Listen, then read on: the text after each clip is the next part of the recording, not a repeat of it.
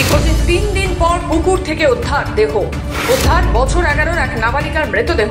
পরিবারের অভিযোগ, ধর্ষণ করে খুন করা হয়েছে মেয়েকে। নিখোঁজ শুক্রবার বিকেল থেকে। ঠিক নিখোঁজের 3 দিন পর নাবালিকার মৃতদেহ উদ্ধার এলাকারই একটি পুকুর থেকে। ঊর্ধ্বাঙ্গের সুতোটুকু পর্যন্ত নেই। 5ম শ্রেণীর এক নাবালিকার অর্ধনগ্ন দেহ উদ্ধারকে কেন্দ্র করে চাঞ্চল্য ছড়িয়েছে এলাকা জুড়ে।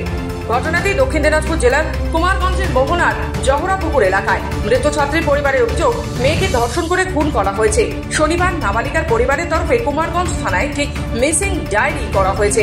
সেই অভিযোগ অনুযায়ী এদিকে পুলিশের তদন্তে কুমারগঞ্জ ব্লকের মোহনা গ্রাম পঞ্চায়েতের জহরাপুকুর থেকে উদ্ধার হয় 11 বছরের ওই নিখোঁজ নাবালিকার অর্ধনগ্ন দেহ।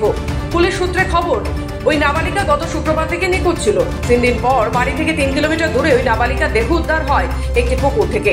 তবে দীর্ঘ 3 দিন ধরে জলে পড়ে থাকার জেরে নাবালিকার দেহ পচে গিয়েছে। এদিকে পরিবারের অভিযোগ, শুক্রবার ওই নাবালিকার নিখোঁজ হয়েছিল, তাকে তুলে নিয়ে ধর্ষণ করে খুন করা হয়েছে। সোমবার দেহ উদ্ধার হতেই শোরগোল ছড়িয়ে পড়ে কুমারগঞ্জ জুড়ে।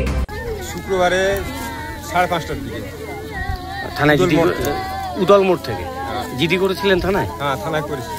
মানে হারিয়ে গেছে বলে জিডি করে। আজকে এসে কি দেখলেন? আজকে এসে দেখতেছি মেয়েটা ড্রেস দেখে বলতেছি আমার মেয়ে হয়। আপনি বলছেন উদল থেকে হারিয়ে গেছে। মেয়েটাকে হয়তো ওখান থেকে কেউ তুলে নিয়েছে, তুলে আনি ওকে ধর্ষণ করে হয়তো মারানো হয়েছে। তাছাড়া ওর ড্রেসটা কোথায় যাবে আর পুকুরে আসবে কি কারণে?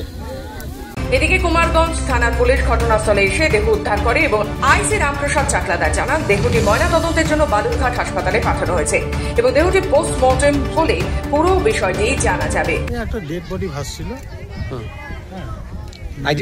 আইডেন্টিফাই হয়েছে স্যার? আইডেন্টিফাই ওই 2 দিন আগে একটা মেয়ে নিখোঁজ ছিল, কিডন্যাপ কেসও হয়ে আছে। সেটা এখন দেখা যাক এটা কি অবস্থায়, এখন পোস্টমর্টম হলে আমরা ক্লিয়ার বুঝতে পারবো। তবে কে বা কারা ঘটালো এই নৃশংস ঘটনা খতিয়ে দেখা হচ্ছে পুলিশের তরফে। দক্ষিণ দিনাজপুর থেকে নিজস্ব প্রতিনিধি রিপোর্ট, খবর বাংলা।